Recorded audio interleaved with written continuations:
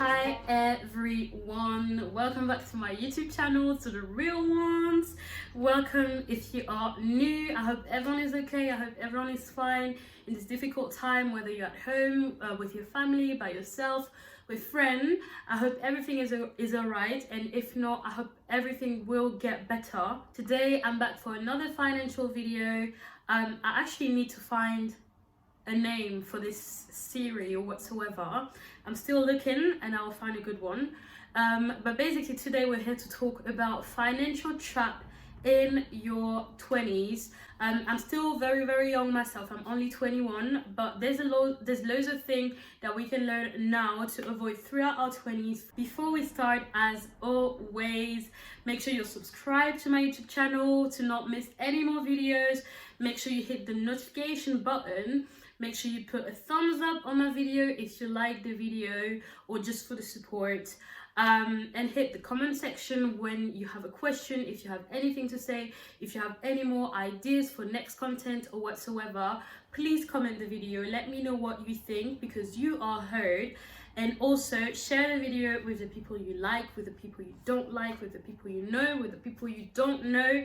Let's not be selfish and help everyone out there. You're probably wondering why you're struggling with money right now, why you might be broke or just very tight, because there's loads of financial trap that we all fall into. So today we'll just break down 12 financial traps to avoid in your 20s. Financial trap that I've been falling into, that I'm sure you fall at least in 5 of them, and it's totally fine and it's totally normal. However, the more on this list you avoid, the better finance you will have and the more comfortable you'll be in your future. So the first trap to avoid is to not be a follower. So what I mean by that is, because we are obviously exposed to our surrounding, which spends on certain thing, can afford certain thing, we tend to be attracted by this thing and want this thing into our life. However, we don't all come from the same background. We don't all earn the same income. You don't know what your neighbor is doing, you don't know what your friend is doing with their money and the reason why they can afford this certain thing. So what usually happens is that people spend on these things as well and buy it at their turn when they can't actually afford it. So what you have to do is look at your bank account, your money, and see what you can actually afford. The second point kind of follows the first point, which is basically be aware of your surrounding and be aware of your frequentation. The reason why I say that is because the people you surround yourself with will influence your spending habits, and they will influence as well, for example, your addiction, which you will have eventually to free yourself from. So for example, addictions like smoking, gambling, clothes, for example, food delivery, coffee, buying a coffee every single morning. So things like that, which are influenced by your surrounding and by your environment. So the third financial trap might make some table shake and might annoy some people. I don't want to create any discussion, but is to have expensive relationships. So in a relationship, either the man or the woman or whatever relationship you're having, it is very easy to fall into the gift giving, and the gift receiving type of relationships, which is totally fine. However, in your 20s, if you're with someone you genuinely love, you want to build something with them. You want to create something sustainable. However, to make it last, you will need money eventually, for your place to live, for your car, for your house, for whatever you need, you will need money. Whilst you're young, you don't need to buy very expensive gift with money that could be either saved or used on something else that is actually necessary. So I'm not saying that you should be, or that I am against spoiling your partner. I personally think it's totally normal, and spoil the person with stuff that you don't necessarily need to spend on, but still are proof of love and affection, etc. Listen, if you're a bit tight right now in your relationship, but it's for a greater purpose, there's absolutely no issues with that. So guys, obviously enjoy your relationship. Don't become more stingy because I said what I said.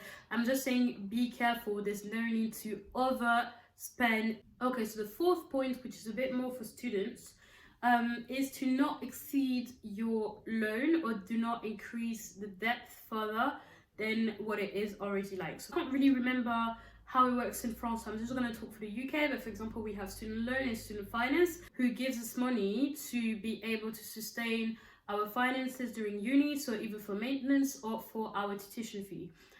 However, we do have to give that money back one day when we have enough income.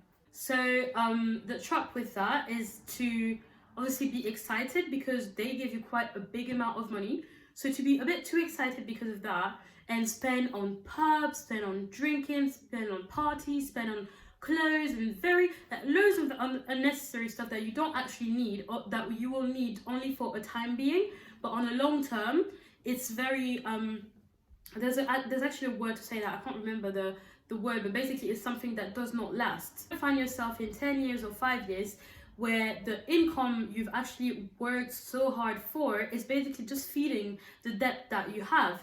So the fifth point is actually a very big point for us millennials. It's all the pre-approved direct debit. So basically it's all the thing like Spotify, Netflix, Disney Plus, the Apple, how is it called? You know, the Apple storage, stuff like that, that we pre-agreed to. So it's £2 here, £10 there, £9 here, £5 there. At the end of the month, us students with no money, we literally have at least £20 to £30 coming off of our account every single month, and we don't even realize because we already approved to it for a small, you know, a short pleasure. So obviously, don't get me wrong, me myself, I have Netflix, I have Spotify, I have the Apple storage, all of this stuff. However, there's always a bit more than we agree to, just because we're used to direct debit. We're used to pre-approved direct debit. We don't like people asking us questions. We don't like too much effort, and we don't like to see money come out of a bank account. So we prefer them taking it without making too much noise, as long as we get what we want. Be very careful with that. There's a way on every single bank account app to check what pre-direct, and on PayPal as well, to check what approved direct debit you have on your account. And you might be surprised, you might be paying for a lot more than you actually are aware of, just because there's stuff that you've been using that you're not using anymore, but you didn't cancel it necessarily, and it's still taking your money every single month religiously without you knowing. So if you check that, you might save yourself maybe £10 to £20 every single month. So financial trap number 6 is actually a very important one, which is not having financial goals. So financial goals are very, very personal. So obviously, especially our generation, most of them say, yeah, I want to get rich, I want to make money, I want this, I want that. However, because everyone says it, most people, they just know they want money, but they don't have a clue of how much money they want. I can be with my friend talking about how rich we want to be, how wealthy we want to be, but we might have very, very different goal in terms of wealth. Wealth for him or her and wealth for me might be completely different. So you need to sit down, you need to realize, when you talk about wealth, when you talk about being rich, what are you talking about? When you talk about having money, being comfortable, what are you talking about? To what extent? And then, depending on the lifestyle you want, you can actually have a vision. I see some of your friends hustle really hard and tell you, oh, I'm doing all of this, I'm doing all of that, but maybe their idea of wealth is 20 times bigger than yours, but it doesn't make yours wrong. It just means that you guys have different goals. So you don't necessarily need to do and work as hard as your neighbor is doing because you don't want the same thing. You trust me, the more clarity and the more intention you have towards your goal, the more power and the more impact you'll have on your future. Now the next point, which is point 7, is to have what we call financial literacy. So basically, invest in your financial knowledge. It doesn't mean buy books about economy, buy books about finances. It's just basically understanding what your bank account is stating, the words they're using, understanding things as little as a pay slip, just to know how finances work, so you can work it out for yourself and know what's going on. By understanding how money works, you'll be able to not fall into trap number 8, which is not develop a high income skill. So basically, a high income skill is a skill that is able to bring you revenue independently of the location, the company, or the industry. You become someone that people need regardless of where they are, and what industry they're in. So that's very important, because then, especially now that we're having a crisis and everything, it means that no matter what's going on, you're still valuable to people. The next trap is such a common trap. I feel like loads of people talk about it, because obviously I've done my research before I've done the video. It's in every single video that talk about this, and people say it again and again, but no one listens to it. So everyone does it and everyone falls into the trap, more or less young. The trap is to buy an expensive car, a too expensive car. People don't understand that when you buy a car, it comes with expenses. It's not just you buy a car and now you're able to drive and you can drive around and whatsoever. No, you have insurance. Sometimes if it's a leasing, you have to pay every single month. You have to pay for petrol, you have to pay for cleaning. There's loads of stuff to pay for when you buy a car, and obviously the more expensive the car is, the more expensive the insurance is, the more expensive sometimes petrol is for you. So it's very important to only buy a car when you can actually afford it. If there's a way around it while you're young, just take the way around it. I mean, for example, in France, I live in the countryside, so it's very hard to not have a car. So in this situation, if for example you live somewhere when there's not public transport, stuff like that, obviously it just makes sense to have a car. In cities like London, before a certain age, you actually don't need a car. Obviously get your driving license, because it's very, very important. However, when you have transport, when you have a bus every 3 minutes, we have Ubers nowadays, when you have the train 10 minutes away from you, you do not need a car. And point 9 actually follows a little bit on that, because it's to basically leave home too soon. Obviously, I appreciate that everyone has different situation. So sometimes you need to leave because you don't get along with your family, because you want to be in another country like myself, or you know, there's always a reason for which you want to leave home. And don't get me wrong, all of these reasons are valid, but if you get along with your family and you have bigger goals and you know you need to save money for it, there's actually no need to leave your house. Obviously, when you're young, it's very easy to say, oh, at 18 years old, I'll leave my house, I'll live by myself and no one will tell me what to do, It's very, very easy to say that. Well, wake up call, life does not work like that. As I said before, you don't need to prove anything to anyone. In your 20s, there's actually no rush. It's everyone at their own rhythm. So if you feel like right now you can stay at home, make your money, do your hustle, save in your pocket, invest in whatever, make your money and leave when you're ready to leave and when you can actually afford the place you want. Number 10 is to not save or invest in your 20s, or not save or invest enough.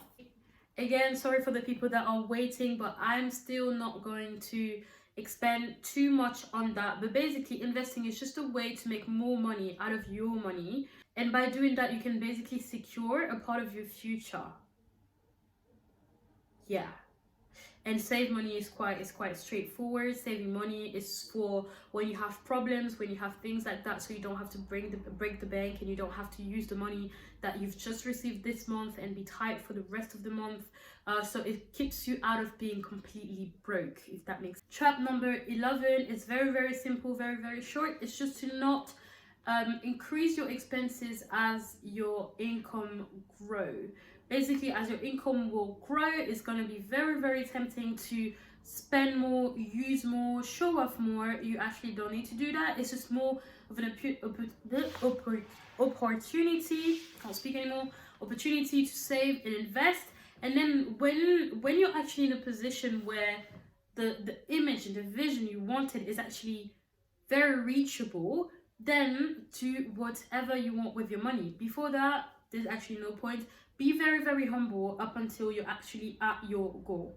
And finally, number 12, you're not a celebrity. You don't need to pretend you're a celebrity just for Instagram, just for YouTube, just for show, just for this and that. You don't need to pretend. You don't need to have an outfit that you only wear one time. You don't need to have a car that you change every single year. You don't need a pair of shoes that take the whole of your wall. You actually don't need those things. Just be humble. Listen, I know and I understand myself, I'm young, that it's funny to spend, it's funny to have things, it's funny to, you know, feel a bit like a star, you know, feel a bit like you can afford this, you can afford that, it's fun and it's pleasing and it's normal. However, it does not last. It does not last long enough for you to be spending money on all of it. I had no financial awareness. But listen, life taught me things. Let me not use words, but life taught me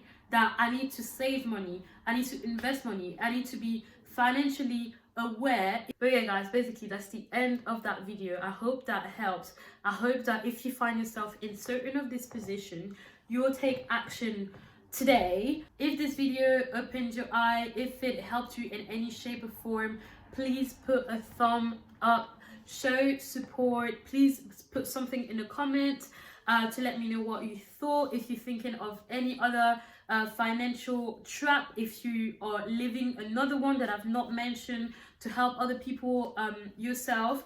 And yeah, please don't forget to subscribe to my YouTube channel, to share the video with other people you know, etc, etc. I really appreciate so much the support that I've had so far.